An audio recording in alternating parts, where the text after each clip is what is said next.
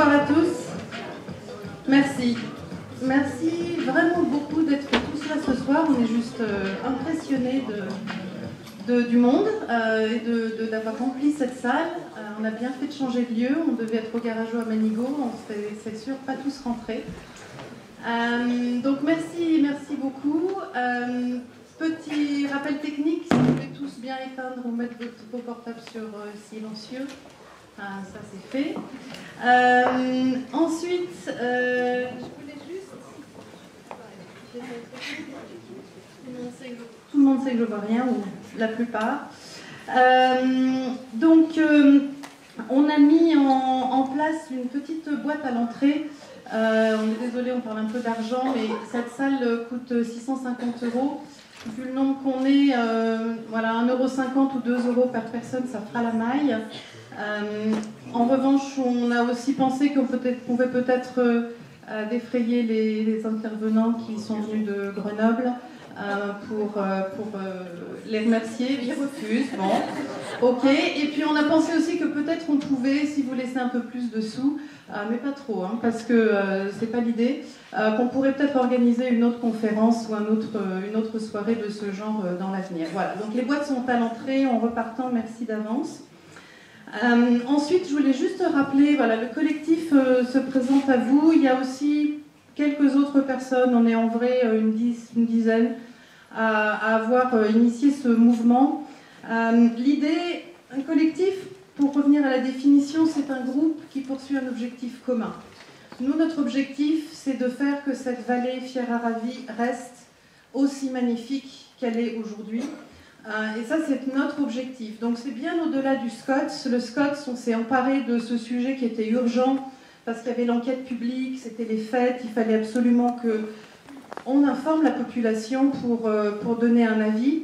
Mais notre objectif, vraiment, il est de fédérer les habitants de la vallée, de faire en sorte qu'on ait un espace de parole et qu'on puisse devenir, avec les élus du territoire, une vraie force de proposition pour des projets, pour des aménagements, pour tout ce qui concerne cette vallée, dans tous les domaines que touche le SCOT, évidemment, l'habitat, l'environnement, les aménagements touristiques. On n'est pas fous, on ne veut pas arrêter le tourisme demain, on ne veut pas arrêter le ski non plus, c'est pas du tout l'idée, on veut vraiment être un groupe d'habitants qui aident les élus du territoire à avancer et à mener des projets qui ont du sens, qu'on ait un développement raisonnable, raisonné et adapté à tous les changements qui nous font face et qui vont de plus en plus nous faire face.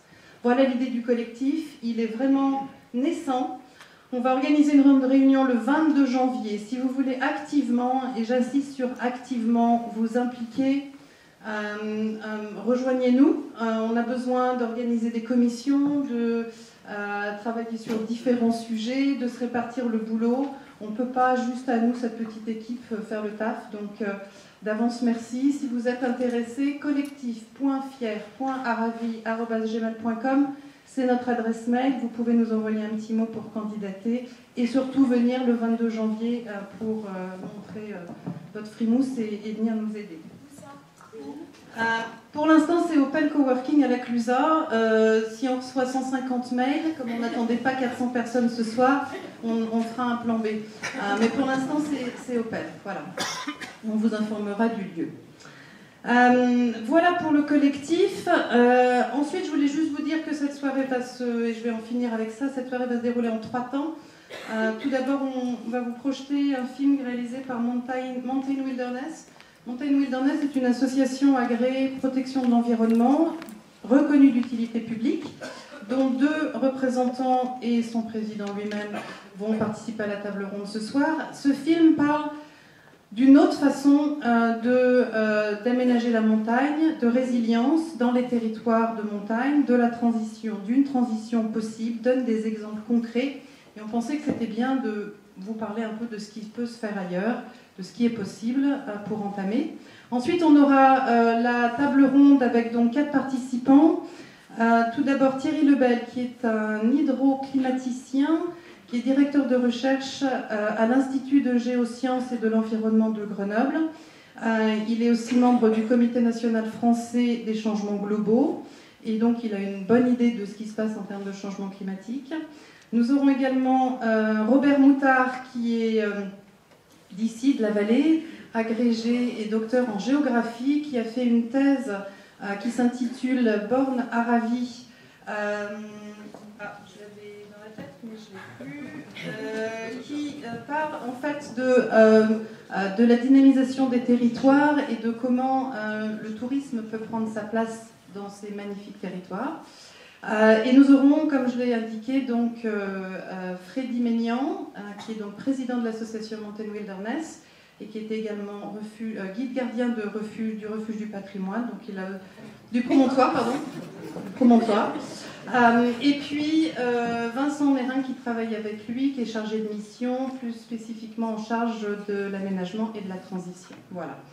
Donc au-delà, après cette 3/4 d'heure, 1 heure de table ronde où chacun va nous exposer différents aspects de la transition en montagne et des changements climatiques dans leur domaine de compétences spécifiques.